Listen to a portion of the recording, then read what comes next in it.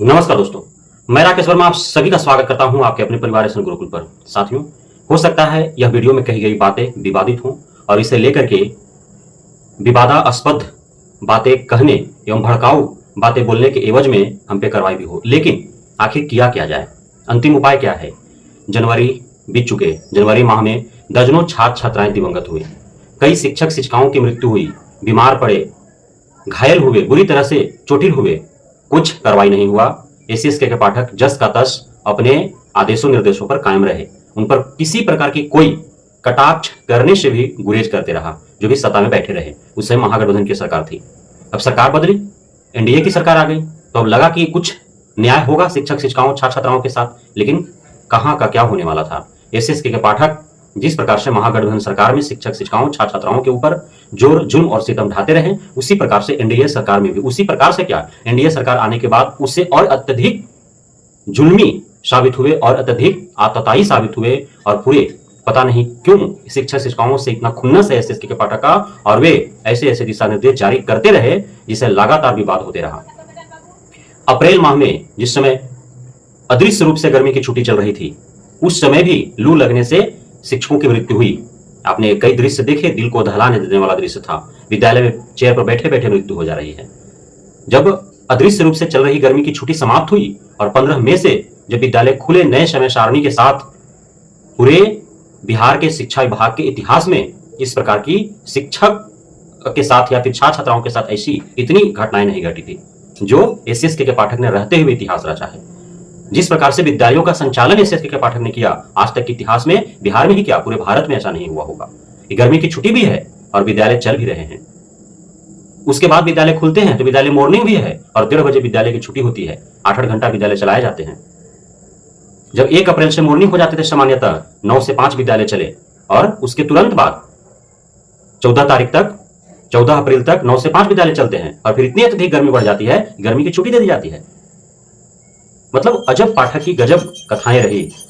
और अभी इतना भीषण गर्मी है, आप देखें, चुनाव आयोग ने भी गलती माना लेकिन माफी नहीं मांगा, जबकि चुनावी गतिविधि में लगे हुए बहुत सारे कर्मी जो रहे, शिक्षक शिक्षिकाओं की मृत्यु हुई, कई पुलिस कांस्टेबल मर गए, कई कर्मी मर गए, लेकिन एक तरफ जो है गलती एक्सेप्ट तो किया जाता है लेकिन माफी नहीं मांगा जाता है, जरा सा भी शर्म और हया नहीं है केंद्र सरकार को हो या बिहार सरकार को हो या फिर चुनाव आयोग को हो या फिर शिक्षा विभाग को हो। लगातार बिहार में आप देख पा रहे हैं किस प्रकार से दिल दहला देने वाला चित्कार मचता हुआ चारों तरफ से खबरें आ रही है, चाहे वो विद्यालय हो या फिर डाइट सेंटर्स हो, हर जगह मौतें हो रही हैं। अभी शिक्षा विभाग जो है, शिक्षा जो केंद्र है, वह मौत का केंद्र बन चुका है, वह बीमारी का केंद्र बन चुका है। इस प्रकार से पूरे बिहार के शिक्षा जगत के हालात हैं। सोशल मीडिया पर तमाम खबरें चल रही है, चाहे ट्विटर हैंडल हो, चाहे यूट्यूब हो, चाहे फेसबुक हो, हर जगह पर खबरों को फैलाया जा रहा है। समाचार पत्रों में रोजाना खबरें छप रही है कि आज यहाँ के इस विद्यालय में इतने छात्र छात्राएं बेहोश हुए, इतने दिवंगत हो गए, इतने की मृत्यु हो गई, शिक्षक शिक्षिका आने जाने के क्रम में रोड एक्सीडेंट में मारे गए, उनका स्कूटी गिर गया, बाइक गिर गया, मर गए। इस प्रकार की खबरें जो है, तमाम खबरें आ रही हैं, राज्यपाल तक खबरें पहुंच गई। राज्यपाल बिहार सरकार को पत्र लिखते हैं, बिहार सरकार जो है छुट्टी की घोषणा कर देती है, बावजूद इसके एसएसके के पाठक जो है उनके छुट्टी को न मानते हुए और शिक्षक शिक्षिकाओं के लिए विद्यालय खुला रखते हैं, और आने जाने के क्रम में जो है शिक्षक शिक्षिकाओं की मृत्यु हो रही है। एफएलएन ट्रेनिंग इस भीषण गर्मी में जो है ट्रेनिंग हो रहा है, ट्रेनिंग में मौतें हो रही हैं।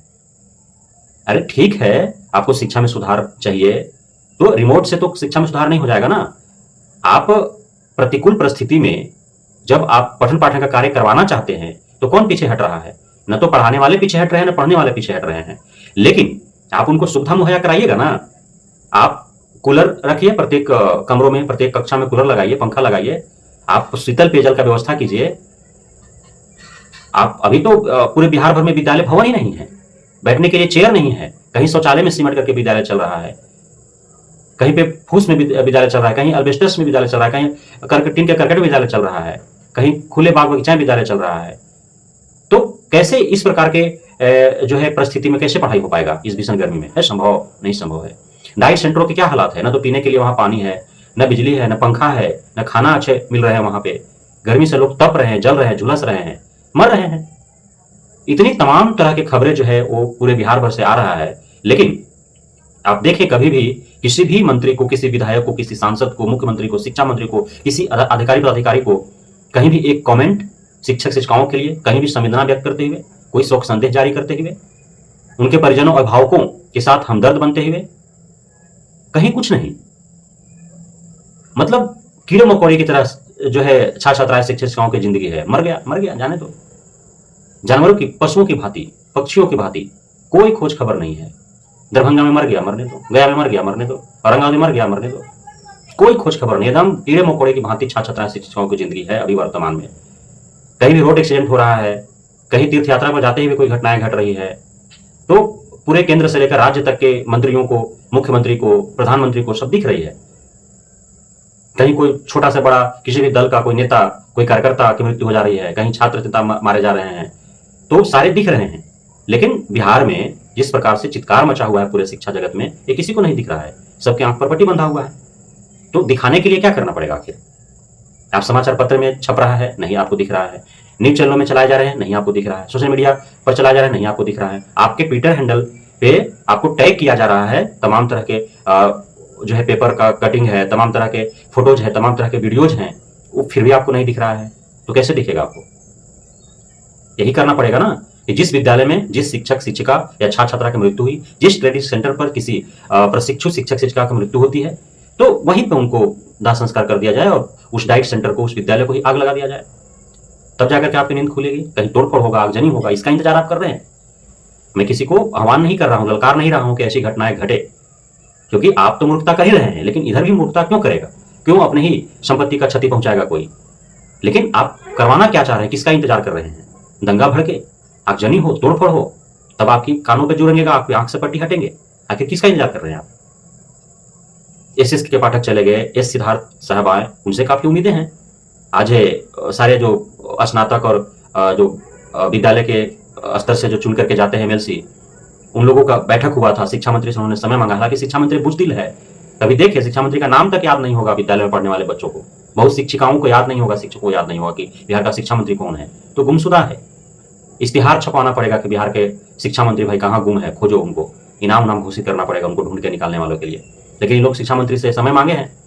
पाठक के रहते हुए किसी का हिम्मत नहीं हो रहा था। पता नहीं पाठक क्या था।